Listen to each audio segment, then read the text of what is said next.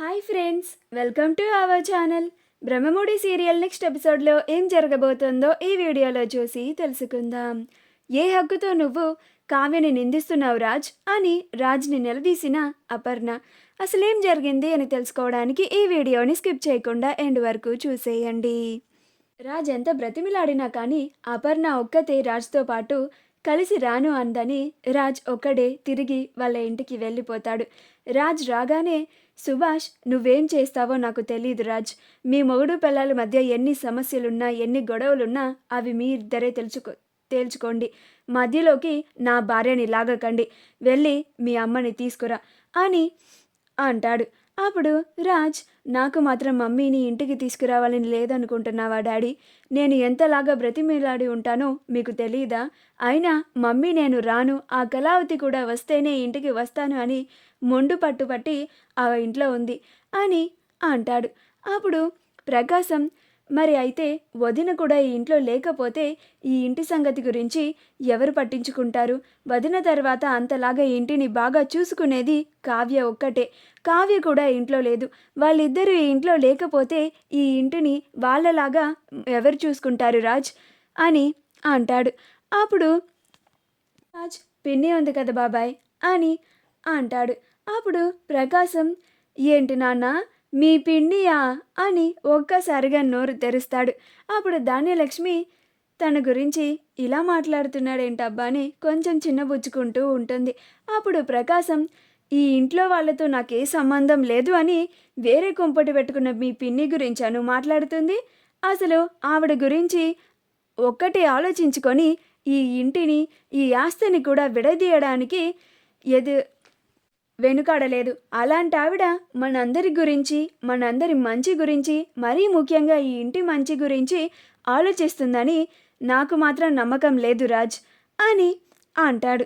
అప్పుడు రాజ్, అయితే అత్త ఉంది కదా అని అంటాడు. అప్పుడు సుభాష్, నీకు మీ రుద్రాణి అత్త గురించి ఇంకా పూర్తిగా అర్థమైనట్టు లేదు రాజ్ అని అంటాడు. అప్పుడు ప్రకాశం, మరే రుద్రానికి మాత్రం ఈ ఇంటి పెత్తనం అంతా అప్పచెప్తే తక్షణమే ఈ ఇంట్లో నుంచి మనందరినీ బయటికి గెంటి పడేస్తుంది అని అంటాడు. అప్పుడు రుద్రాణి, అన్నయ్య అని అంటుంది. అప్పుడు ప్రకాశం, నేనేమన్నా తప్పుగా చెప్పానా చెల్లమ్మ అని అంటాడు. అప్పుడు రుద్రాణి, నేను మరి అంత దుర్మార్గురాలిని కాదులే చిన్నన్నయ్య అని అంటుంది. అప్పుడు ప్రకాశం, అంటే నువ్వు దుర్మార్గురాలివి అని ఒప్పుకున్నట్టే కదమ్మా అని అంటాడు. ఇప్పుడు స్వప్న, ఇదంతా కాదు రాజ్. ఈ ఇంట్లో అపర్ణ ఆంటీ లేకపోతే పూట కూడా సరిగ్గా గడవదు. నువ్వు వెంటనే వెళ్ళి అపర్ణ ఆంటీని ఈ ఇంటికి తీసుకొని రావాల్సిందే. లేకపోతే ఈ ఇంట్లో మన అందరం చాలా ఇబ్బంది పడాల్సి వస్తుంది అని అంటుంది. అప్పుడు ఇందిరాదేవి కూడా, అవును రాజ్, అపర్ణ ఉంటేనే కానీ ఈ ఇంట్లో ఏ పని కూడా సక్రమంగా జరగదు అని అంటుంది. అప్పుడు రాజ్, నేను వెళ్ళి నేను చేయాల్సిన ప్రయత్నాన్ని నేను చేశాను. మమ్మీ నా మాట వినకపోతే ఇంక నేనేమీ చేయలేను అని అక్కడ నుంచి వెళ్ళిపోతాడు. వెంటనే ఇందిరాదేవి అపర్ణకి కాల్ చేస్తుంది.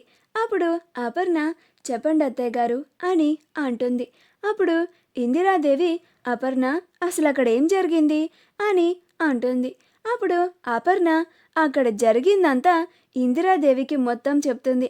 అప్పుడు ఇందిరాదేవి, బాగయింది, కానీ వీడికి ఈ డోస్ సరిపోదు అపర్ణ. నేను కూడా వీడికి ఇంకొక చురక అంటించాల్సిందే, లేకపోతే ఈ గడుగ్గాయ మాట వినడు అని అంటుంది. అప్పుడు అపర్ణ, మీ ఇష్టం అత్తయ్య, అలానే చేయండి. ఏదో ఒకటి చేసి వాడిని మళ్ళీ ఇక్కడికి వచ్చేలాగా చేయండి.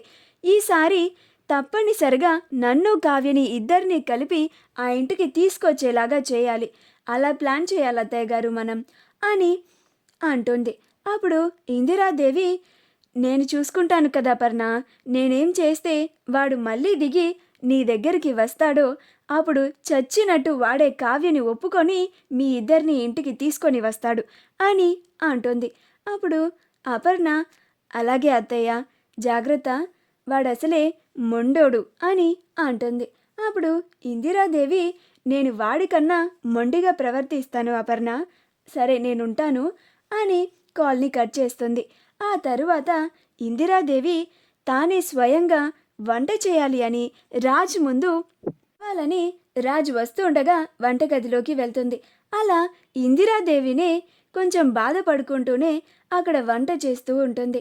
ఇందిరాదేవి వంటగదిలో ఉండడం చూసి వెంటనే రాజ్ పరుగు పరుగున వెళ్ళి, నానమ్మ, ఏంటి నానమ్మ ఇది, నువ్వు వంట చేస్తున్నావేంటి అని అంటాడు.